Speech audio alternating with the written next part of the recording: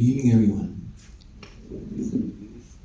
So first off, thank you to Dr. Luca Rubin for that very kind and generous introduction, almost poetic introduction. And of course, I'd like to thank the Department of Psychiatry of the Medical City for inviting me as a resource speaker for their 8th Baltasar V. Reyes Memorial Lecture.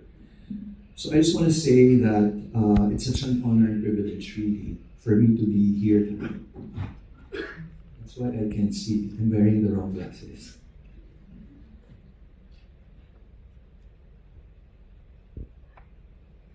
So it's a pleasure and privilege for me to be here and deliver this lecture in memory of our beloved BVR, which for those of us here who are non-psychiatrists, that is how we fondly call him in our circle of psychiatry. Sometimes nakikibalde rin ako. Without his knowledge, of course. So that's how he would be called by his Wednesday group, the Sacred and Sanctified Wednesday Afternoon group with Dr. Corny, Dr. Peewee, and of course the late Dr. Salceda. So before I dive into my presentation, I just like to take a moment to share a bit of my own special memory of BVR. So as a resident in training in Makati Med, which was in the late 90s, of course I've had my share of transgressions and misdemeanors. And one of them was that in my last 2 years of residency, wherein I was appointed as chief of the section, reluctantly, if I may add, because I'm such an introvert, I have to make a confession that I sort of use my quote-unquote powers, or misuse them, if whichever way you want to look at it. And that is to be able to keep BVR as my supervisor. Because back then, customarily, a resident is supposed to stay with a supervisor or consultant for only a year, at the end of which he or she is supposed to transfer to another consultant. But not me. So in other words, I sort of bent the rules and I stayed under BVR as a supervisee for 3 consecutive years. So for the first year, I was assigned by our then chief resident, Dr. Donna Malacapay. I don't know if any of you here remember her, who interestingly is now a Carmelite nun based in Boston. And for my last 2 years as chief, I assigned myself. So of course, I vividly remember the weekly rituals of bringing my old micro cassette recorder. Do you remember this in the 90s? Meron po ganito ngayon. So I burned out this recorder from constant use with my therapy patient. So every single afternoon in room 239 of Makati Medical Center, BVR and I would be playing my recorded session for the week. And we would rewind it and play it back and scrutinize it and unpack it, all in that sacred space of psychotherapy supervision. And for BVR, there are no shortcuts and summaries, because he wanted the whole, unadulterated truth. I remember he would be sensitive to the texture of the silences, the tremble in the voice of my patient, or my own for that matter. Because he believed in listening deeply. One can begin to really see and understand the person. I remember there was even one time when he was able to pick up that I paused on the recording because the cut in the playback was so obvious. And during that time, my patient was asking me a question. So he asked me, "What made you pause the recording when the patient was asking me that question?" To which I replied, "Sir, dumighay lang po ako." So I had to pause it. But that was how perceptive and astute BVR was. And in connection to the theme of my presentation for tonight, now there's this one among the many, many insights that BVR has shared with me, which has stayed with me all these years, especially whenever I'm dealing with a suicidal patient. So I remember him telling me during a supervision session, you should never ever question one's decision to end one's life. It shocked me at that time, of course. But over time, I gradually appreciated that that statement was not coming from a place of callousness, but from a place of radical empathy and compassion and humility. I think it was his way of teaching me that as psychiatrists, we do not sit on high pedestals of judgment, and that we cannot reduce the pain of the human soul into a clinical diagnosis or explain it away and resolve it in a structured clinical management. I think that the human decision to end one's life is often coming from a place within the self that is far deeper than words or logic to explain. So as we speak, suicide remains to be a highly complex phenomenon and remains to be among the leading causes of death worldwide. Sadly, even accounting for more deaths than AIDS or breast cancer, even war and homicide. So imagine this, extrapolating,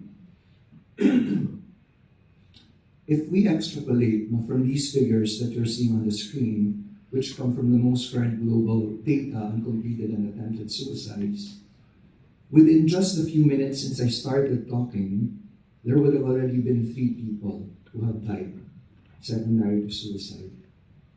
And there would have been about 40 to 80 who have attempted suicide just from the time that I started to talk. So just very quickly, before I go back into my main talk, I just want to share with you this recent research on suicide, which was just published in September of last year, actually. So I think this is a big paper because it looked into how suicide research has evolved over the past half century. And it also looked into future topics of interest based on the emerging trends. Plus, this is also the very first study on suicide which has applied what is called the scientometric method, or scientometric analysis. Of course, we're very familiar with the more mainstream methods like meta-analysis, systematic reviews, etc. But one issue with these methods is that they focus primarily on targeted domains, meaning the individual study would just focus on either risk factors of suicide, or diagnostic features, or interventions, or psychopharmacology separately, which leaves the current state of suicide research still fragmented. So it's still difficult to identify and analyze trends in suicide. So what the authors did of this research was made use of this tool called scientometric analysis, which in the interest of time, I will not go into detail anymore. But instead, I'll just be showing you 2 important figures in the study, and this is one of them. So don't be overwhelmed. Basically, all it is showing us is the evolution of trends in suicide research for the past half century. So as presented, or as represented by the timeline here, from 1966 to 2003. So the authors have noted 3 major trends, research trends over time, and each trend encompasses a specific time frame and several interconnected research clusters. The first of which is the biology of suicide, which of course includes the research on CSF amine metabolites, the 5-HT hypothesis, comorbidity, which arose from the transdiagnostic nature of suicide, the elderly, and lastly, physician-assisted suicide. So remember, this was a topic that gained traction in the 90s, which was a time when high-income countries started to pass legislations on this issue. Now we do not call it physician-assisted suicide anymore. So instead, the term used is physician-assisted death, or medical assistance in the dying.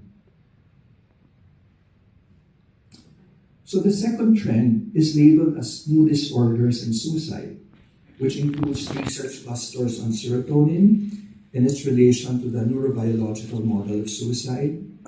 There's also research clusters on antidepressants, which emerged from the 2004 US FDA black box warning on antidepressants, so remember that. That is in association with an increased risk of suicidal thoughts and behavior in the young. And there's also bipolar disorder, which tracks suicidology in mood disorders.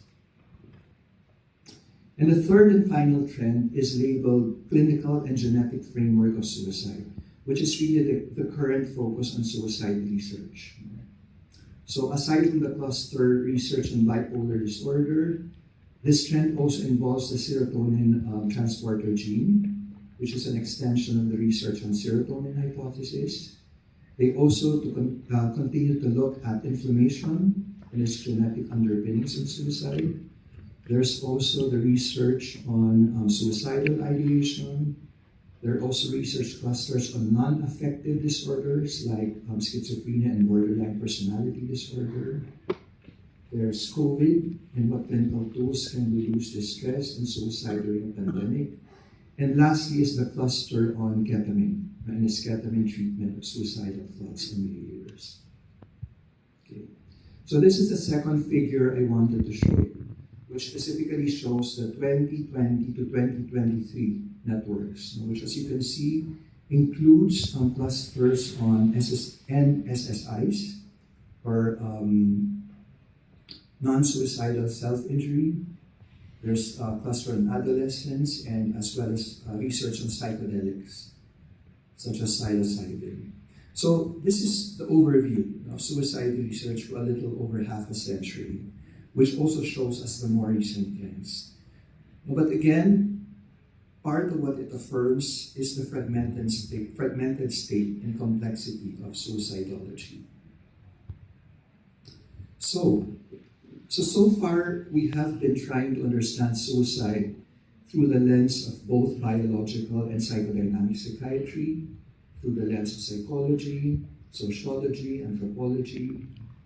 But how about psychospirituality? And why specifically the Jungian paradigm? So the simple and direct answer to that is because the psychology of Carl Jung is actually widely considered not just psychological, but actually psychospiritual in nature. And one of the most important reasons why is because Jung did not reduce the psyche only to the biological or psychological or behavioral processes. And he actually saw the psyche as something that is sacred, which is why an important focus of his work was on meaning-making and symbols in the inner life. And this kind of work is considered to bring one closer to the realm of the spiritual. So another reason why Jung's work was considered psychospiritual was because of his concepts of the collective unconscious and the archetypes, which are the two of the more important and more common concepts in Jungian psychology. So Jung proposed that, aside from the recognized and established levels of the psyche, which are the conscious and the unconscious levels, so he proposed that this unconscious mind, or the unconscious level, actually has two subdivisions. Now, the first of which is the personal unconscious, which is supposed to be the storehouse of all of our experiences that we have either forgotten, repressed, denied, suppressed. So Jung, together with the rest of his contemporaries like Freud, Adler, Otto Rank, Eugen Bleuler, so they are referred to as the depth theorists. They all believe in the existence of his personal unconscious. Even the modern day depth theorists like Melanie Klein and with her object relations theory, Kohut with his self-psychology, or Winnicott, their basic theory is rooted in the existence of this personal unconscious. But what sets Jung apart from all of them is that he also believed in the existence of a deeper level of the psyche, which is referred to as the collective unconscious, which is this level below the orange arrow that you see on the screen. And sometimes it's also referred to as the universal unconscious. And this is where the archetypes are located. So basically, an archetype is anything that is universally occurring or experienced, which is the simplest definition there is of an archetype. And that is why it belongs to the realm of the universal or collective unconscious, because it is something that is shared by all of humanity. Like the symbol of the cross in Christianity, which even if you're a non-Christian, you would still most likely be familiar with it.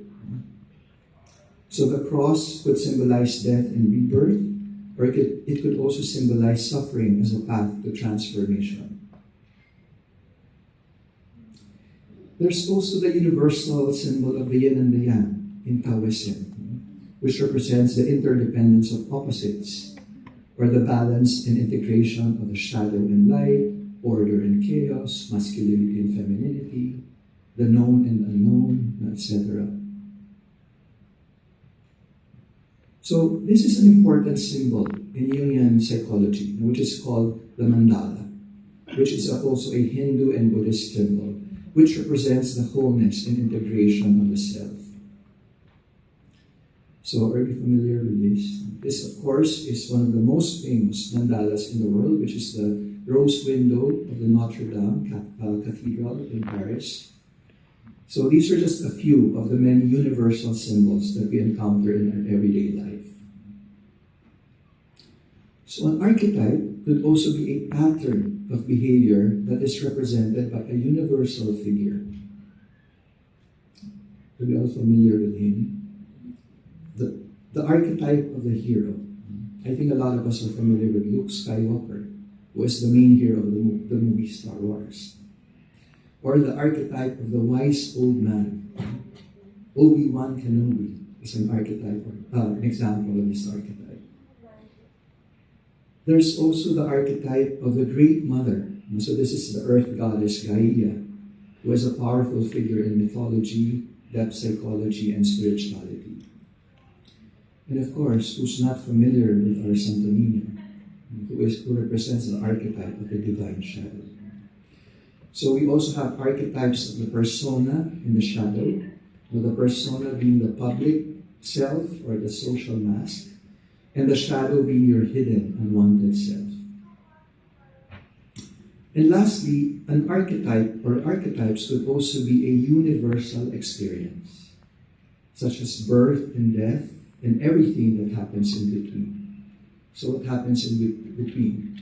We fall in love, we experience loss, grief, comedy, tragedy, and so on and so forth. And all of these universal experiences, all of these are universal experiences and therefore considered archetypal. So it doesn't matter where in the world you're in. It doesn't matter what time or period you live in.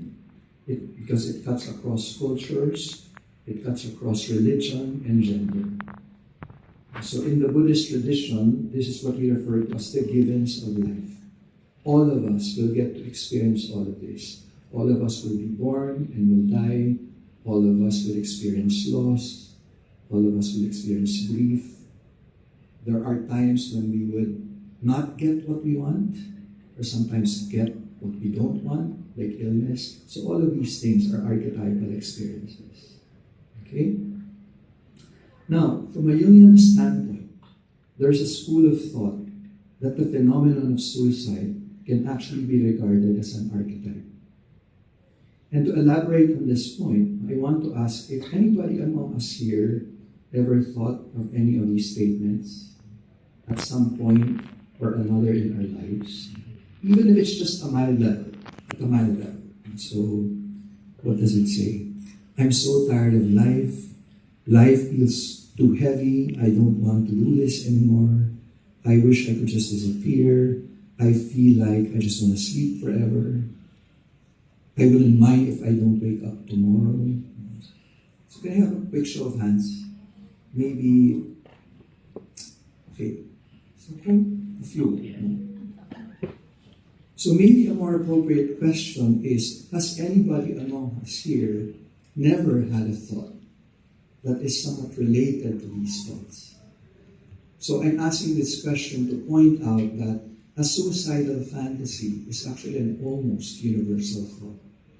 And thus, the Jungian perspective of suicide as an archetype or universal experience.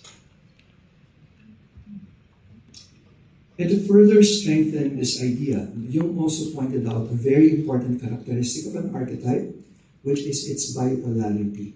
Now, meaning archetypes are commonly occurring in pairs, or in opposite poles, if you may, which are often on two opposite poles of one spectrum. Just like the archetypal pair of the persona and the shadow, as we have already mentioned. And then there are also other common archetypal pairs like the anima and the animus, with the anima being the feminine function in the male, and the animus being the masculine function in the female. And so for example, in a male, positive expressions of his anima, which is his female function, may include interest for the arts, or what else? A feeling or caring for nature. But it may also have a negative expression. So when the anima in the male is repressed, when a male is not connected to his anima, or he has not consciously integrated it, it may inevitably come out as moodiness, sentimentality, possessiveness, or even outright aggression. So you see all those male politicians in the Senate or Congress who becomes hyper-emotional, spewing expletives and becoming readily aggressive. That's what we call an anima-possessed male. Okay? So they become possessed by their anima because they're so detached and they have not been able to integrate it within the self. Sorry. Think of Harry Roque. Whenever I see him on TV, he's always irritable and angry, diba? And it looks like he's everybody's his enemy. So don't you think he looks like a woman who's having her monthly period? And then think of Sheldon and his interests and advocacies. Judicial reform, social justice. I remember someone saying, we need a shell in a political world full of Thanos. Well, you decide. I'm just explaining to you. And I'm sure a lot of you here have heard of the MBTI, or the Myers-Briggs Type Indicator, which is an assessment tool that determines your personality style. So are you the thinking or the feeling type? Are you the judging or perceiving type? Or the sensing or intuiting type? And there can be a lot of possible combinations of these. So this MBTI was actually inspired by the Jungian psychological types of introversion and extroversion. I think we're all familiar with that. Which again occur in a polarity. So, if we have a natural and fundamental instinct to stay alive as human beings, which is what Sigmund Freud referred to as the eros, or the life instinct, then there must be something which is at the opposite end of that, or at the other end of the spectrum. And that is part of the suicidal fantasy, which is also related to Freud's concept of thanatos, or the death instinct, which represents the instinctive pull of aggression towards the self and destruction of the self. So when we are facing excruciating pain, whether physical, mental, emotional, or even spiritual, the fantasy of escape can be very powerful. And it's not uncommon for us to have thoughts like, I can't deal with this, or I don't want to have to deal with this. And there might be this place where I can go, or where I will be freed from all of this. So I think these thoughts can easily come to a person who is feeling deeply overwhelmed. But there's another variant of this wish for escape. Sometimes it may come to us when we are facing an overwhelming situation which may be calling for us to sacrifice something, or demanding of us to give up a part of our lives or a part of ourselves, something that we really cherish. Which means that sometimes a suicidal fantasy may also come up when one is on the verge of an important life transformation. Have you heard of the proverb, the darkest hour is just before the dawn? So we can relate that to the spiritual experience of St. John of the Cross, who was a 16th century Spanish mystic who belonged to the Carmelite order. So he coined the term the dark night of the soul, which is a metaphor to describe a crisis in one's life that is marked by a sense of loneliness and desolation and confusion. And this may mirror the internal state of somebody who may be fantasizing about death. Now, on the other hand, how about the significant others of the suicidal patient? The family, friends, or even the clinician or therapist attending to the suicidal patient. How do you think we commonly respond to a suicidal patient? I think oftentimes we respond from a place of fear and anxiety and panic. And so we get immediately activated and are on the hyper alert mode. But again, we need to remember that not all suicidal fantasies are active suicidal ideations, wherein one has a clear intention of putting an end to one's life, or planning it, or even starting to take action towards it. And so when we encounter a patient presenting with a suicidal fantasy, approaching it from a Jungian or a psychospiritual paradigm would involve treating it even with a kind of welcoming attitude. So let us let this thought in and let's talk about it. Tell me what the thought is about. And the reason for this is because if we can help the patient hold the thought and hold the tension around the thought, then it may result in some clarity, not only for us as therapists, but also for our patients. Okay? And part of this clarity I'm talking about is helping your patient get to the point wherein he or she begins to appreciate that instead of taking suicide literally, maybe your patient can start to look at it symbolically.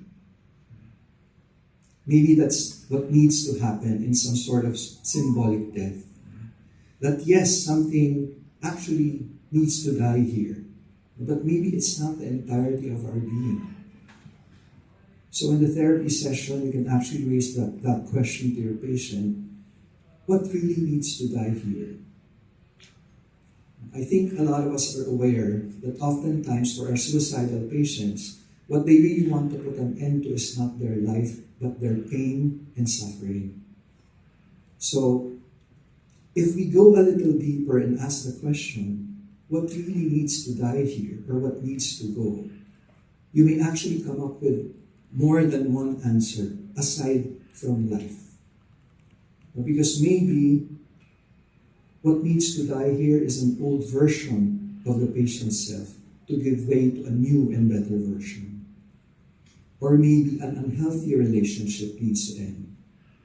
Or could it be a role in your life that you need to let go of? Could it be a dysfunctional belief about yourself? That you're not worth it, that you are inadequate? Could it be shame that you have been holding on to for the longest time? Because any or all of these is what may be causing the pain and the suffering. So in other words, is it possible to have a symbolic suicide or symbolic death and to surrender instead that which needs to be released? So we call this in Jungian psychotherapy adopting a symbolic attitude, which means not looking at it literally and concretely, which may involve asking the question, what does the idea of suicide represent in this patient's fantasy? Does it represent a perception of hopelessness? Does it represent a thought that I'm all alone and I'm in this all by myself, or I'm already at a dead end here? Because maybe by asking these questions together with the patient, some other alternative and more life-affirming perspectives may come up. Which brings us to another core concept of Jungian psychology, which is what Jung referred to as the individuation process. which is simply the process of becoming more and more the person we are meant to become in this lifetime. And that is nothing but our truest and most authentic self. And this process is considered to be not only psychological, but a deeply spiritual one, because it parallels the mystical journeys in many religious and spiritual traditions. And the ultimate goal of this individuation process is integration, which means to integrate the fragmented aspects of the self, which in a suicidal patient is most likely highly fragmented. So, by the way, this mandala artwork that you're seeing on the screen was created by Carl Jung himself. So this was among the many artworks of Jung in his book called The Red Book, which was posthumously published in 2009. So integration means uniting the self with a higher transcendent center, which Jung refers to as the self with a capital S.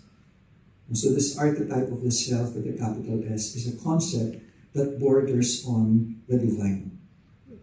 In fact, he said that the alignment and experience of the self is always a defeat for the ego, which is an idea that resonates with spiritual surrender.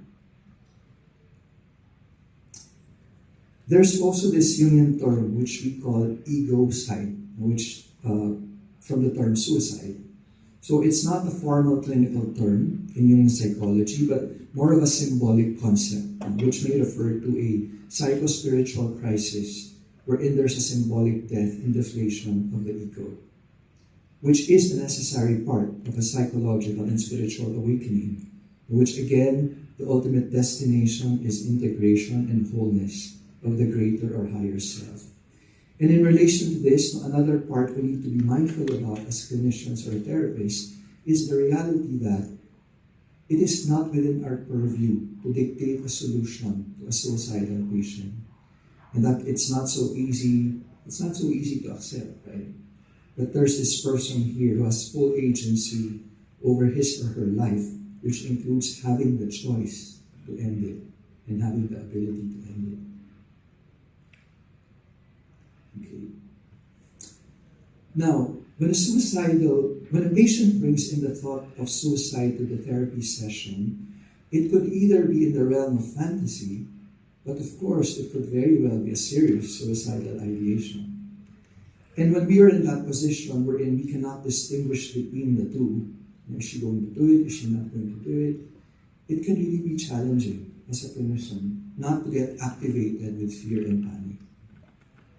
But again, when the patient introduces the thought of suicide, even the introduction of suicide can be very symbolic, meaning when the patient tells you, I'm thinking of killing myself, instead of jumping into telling the patient, well, this is a psychiatric emergency, so we need to have you immediately admitted, so let's call your next of kin and they can sign you in, which is something that you may still have to eventually do anyways. I'm not saying that you have to forego that step. But if you are to respond to a suicidal patient coming from a symbolic attitude, maybe a good place to go is to first say to the patient, so you're telling me you're thinking of killing yourself, but I think what you're also really trying to tell me is how much pain you're in. Because that is what the patient is really trying to communicate when he or she says, I want to kill myself. What they're really saying is that, I'm not really sure if you're getting how awful I feel. But if I tell you that I am thinking of taking my own life, then maybe you will really appreciate where I'm coming from or what I'm feeling right now. And if you get across the message to your patient that I hear you, that you are in a great deal of pain and that you're really suffering, that can be very containing for a patient who is in that state.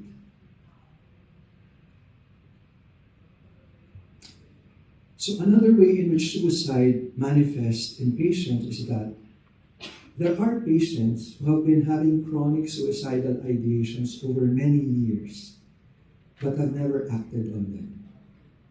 We have those kinds of patients. And they say that oddly, it gives them a sense of comfort because it it's a reminder to themselves that they always have a choice to go for that exit door, and they are not trapped. So I have a male patient in his late 40s. He's a diagnosed case of dysthymia and OCPD. So I've been seeing him for over 20 years, and he has been suicidal from day one of consultation. And interestingly, every 5 years, he would always say, okay, I'm having a difficult time, but I will still hang on. But at the end of the 5th year, I'll be taking my own life. So he's never even had a single attempt. So it's almost like it's a means to an end. I don't know by analogy, or like the eventual thought of suicide serves as a means to holding on to life despite life's difficulties, because that gives him some comfort in the here and now, and not once, like I'm saying, has he attempted, despite the suicidal fantasies and ideations. So looking at it from this standpoint, it brings up the thought that there are times when a suicidal fantasy may, to a certain extent, be adaptive.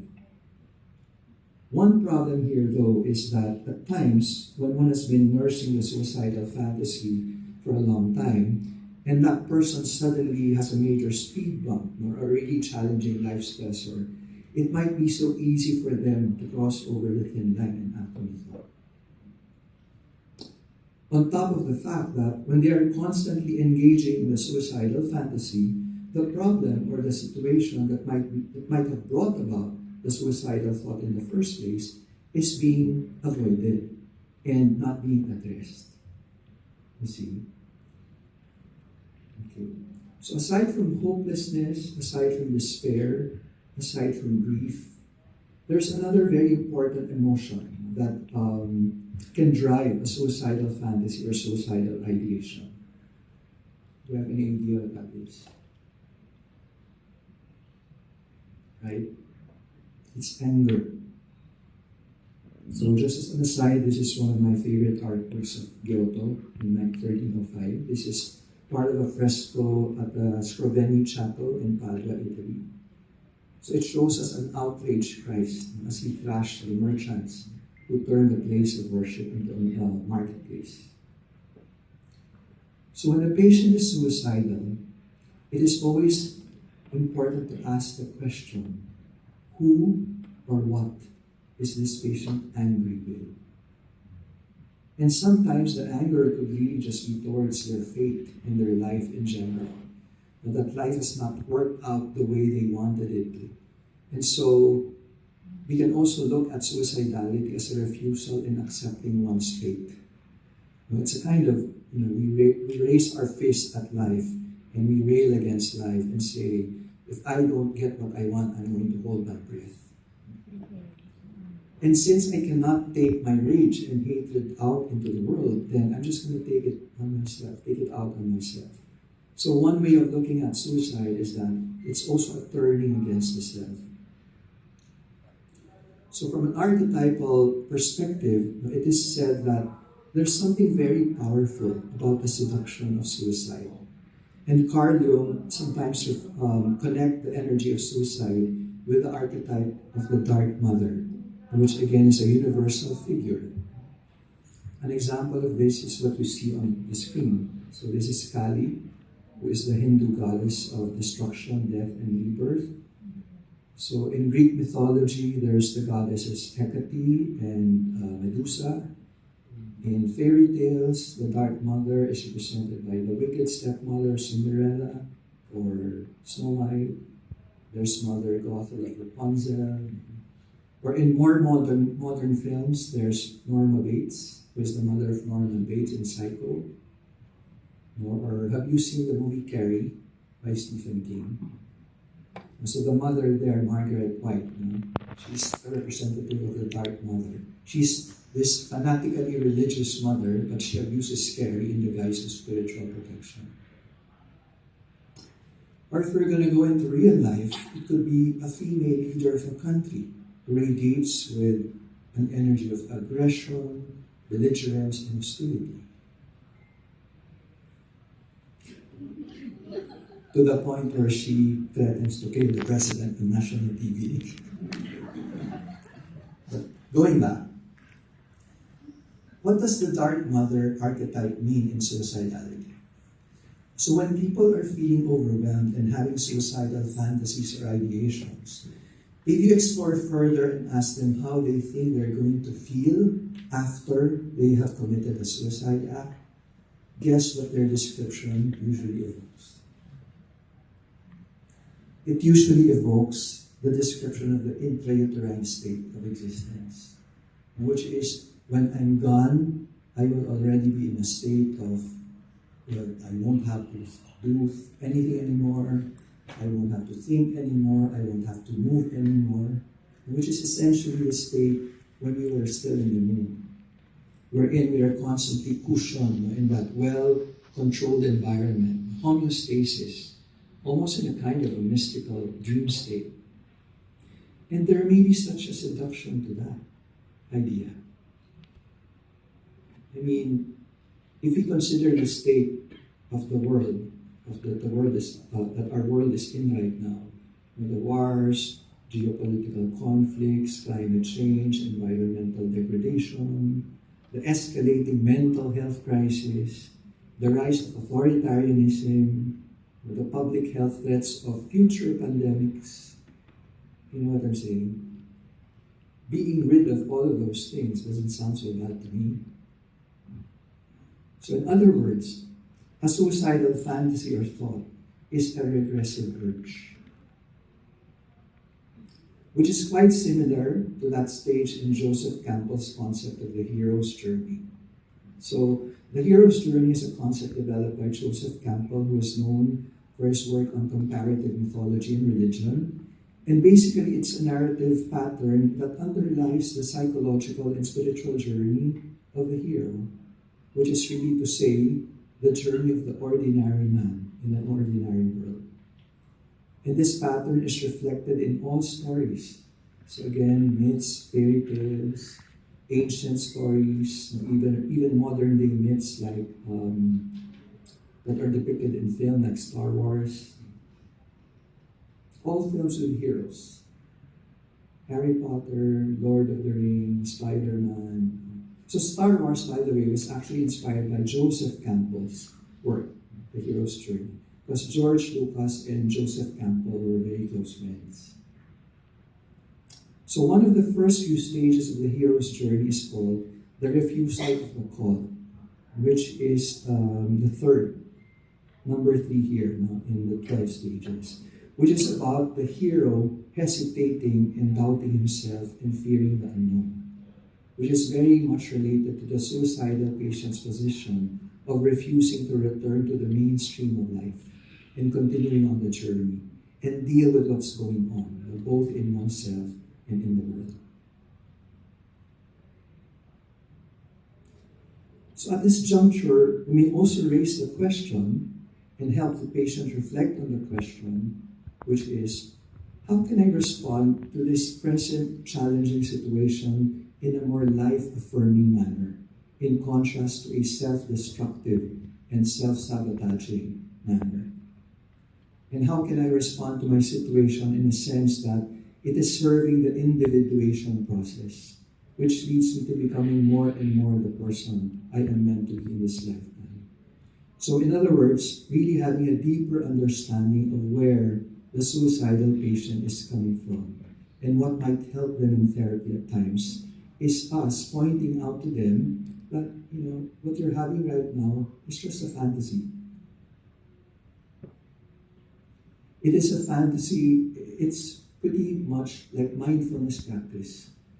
Let us stick to the here and now. What's happening right now is you're having this fantasy of wanting to be gone. And that it's just a narrative, which is maybe being triggered by a memory at some cellular level, which again is that intrauterine state of existence.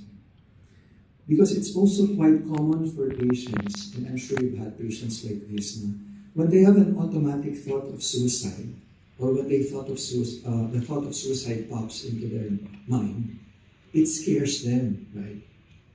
Not that they really want to do it, but if the automatic thought comes up, then they really get so scared, like, why am I having this thought? In which case, I ask them, so do you want to do it? And they would say no. And I would point that out to them. So the most important thing is how you respond to the thought. Which is, if you don't want to kill yourself, then you're not going to kill yourself. So the awareness and mindfulness of that and explaining that to the patients can be helpful. So for the last part of my presentation, what I want to do is to raise a question, which is, are we really ready to adopt a true biopsychosocial spiritual paradigm in our medical practice? Again, the current research on this question or issue is on the affirmative, meaning the majority agrees and thinks that the biopsychosocial model should be expanded to include the spiritual dimension as well. But what does this really mean? So I think a true paradigm shift can only occur when we gain a deeper understanding of what spirituality really is, of the human spiritual dimension. So first, we need to appreciate that spirituality, it's a very fluid concept, right? So it can range from the non-religious, like the power of positive thinking, mindfulness, meditation, yoga, to the deeply religious experiences. It's a wide concept. It's a very open concept. And this paper by Saad et al. Explored spirituality and its dimensions as it relates to health and medicine. Okay? So the first dimension is the relationship between spirituality and health. So first, it points out that although spirituality and religion are two distinct constructs, the overlap between them is quite consistent and quite remarkable. And so they came up with what is called the SR construct, or the spiritual religious construct. Furthermore, it also points out that there is in fact extensive scientific evidence about the positive association between the spiritual religious construct and increased quality of life and longevity, as measured by clinical parameters of physical and mental health. So the second dimension is spiritual religious coping, which simply refers to beliefs, attitudes, or practices which may give meaning to suffering, which may have been evidenced, which actually have been evidenced to make suffering more bearable and regulate stress, especially during circumstances that are out of the patient's personal control. So whatever SR practices that our patients are engaging in, that we see are serving as valuable resources for them, we need to encourage that. So the next dimension is the spirituality of the physician and how it affects his or her medical practice. So inevitably, the clinician's SR characteristics, meaning what are our spiritual perspectives, what are our religious perspectives, or moral perspectives, all of these things may direct our clinical decisions for our patients, right? Because such characteristics will influence our view of our profession. So do we look at our profession as a higher vocation? Do we look at it as a sacred calling to help others? So how we look at all of these things will influence the importance that we give to the spirituality of our patients. So ultimately, the humanization of medicine will all depend on the recovery of the humanity of us physicians. So maybe we can advocate for the provision of programs that encourage self-care, self-reflection, and lifestyle choices that foster our own physical, psychological, and spiritual well-being. So the next dimension is the spiritual support for inpatients. So the paper suggests that the contemporary hospital experience model must include the spiritual dimension, but at the same time, we should also be mindful about the sensibilities of our patients and not be over-invasive. So ideally, what needs to happen is upon admission, it's important for us to check with the patient whether he or she would prefer an SR visit or intervention. And so we can have routine screenings, which can include items like, does the patient have any religious or spiritual affiliations? Or what is the patient's level of religious involvement or observance rather? Or what are their involvement with the religious community? And what is our important role here as clinicians? So at the very least, we should be able to proactively identify the SR needs of our patients, and at the same time, be aware of the available supportive resources so we know where to refer. Okay. So the second to the last dimension are the spiritual complementary therapies, which are simply defined as spiritual, religious, or even mystical practices, which are supposed to be performed for health benefits of the patient. And this can include a broad range of modalities, from Reiki to pranic healing, chakra balancing, crystal healing, sound and vibrational therapy, shamanic healing. There's what we call therapeutic touch or healing touch, which is an energy therapy developed by nurses, actually, which is now being used in a lot of hospitals and hospices. Now, of course, most, if not all of us, are familiar with meditation, yoga, tai chi, qigong, which can also be specifically used as a spiritual practice.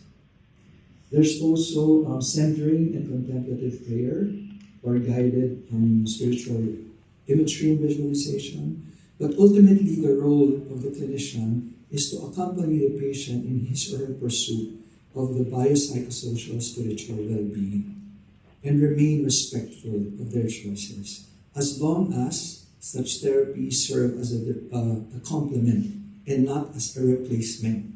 And they do not replace important professional treatments.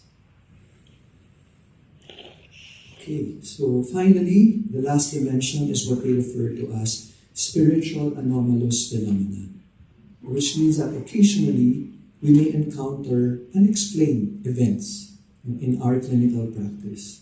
Like, what if somebody comes to us and relays a near-death experience? How do you handle that? Or somebody who starts to talk about memories of a supposed past life. How do you handle that?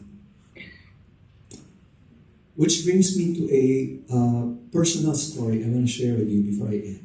So this is something that I experienced in my clinical practice sometime in 2011, 2012, I think. So it's been a while, but it's something that I will never ever forget. So I have this female patient in her late 20s who has a comorbid diagnosis of GAD and panic disorder, so anxiety disorder. And she's what we might call a sensitive. So she senses and even sees things around us that the average person wouldn't see. And a significant part of her HPI was that she has a long-term boyfriend, quite accomplished, works as a pilot in a leading airline company, who committed suicide by jumping from one of the top floors of a hotel in the south. But the interesting thing here is that she claims to have been able to continue connecting and communicating with that boyfriend of his, even after he passed. So talk about anomalous spiritual phenomena. So in our therapy sessions, she would just casually share with me her supposed conversations and exchanges with the deceased boyfriend. But this is the one that really floored me. Because during one of our therapy sessions, suddenly she grew quiet. And when I asked her if anything was wrong, she said, "Doc, wait lang, because we are not alone in this room anymore." So she said, "There's actually another girl present with us now." And she begins to describe the supposed female presence in the room. So she described her as when she's in her late teens, Chinese looking, long hair, fair skin, and she was seated down beside her. So she said, "Doc, she's actually dressed up in a cosplay outfit."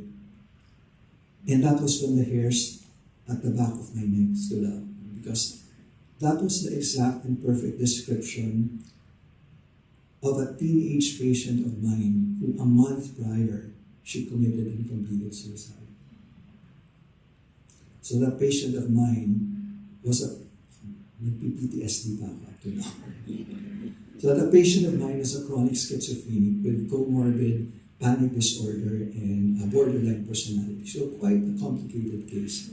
So I asked my patient, so how does she look like now? And she's saying something now. To which my patient said, initially she was just sitting there smiling at us. And then later she said, I'm okay and I'm at peace.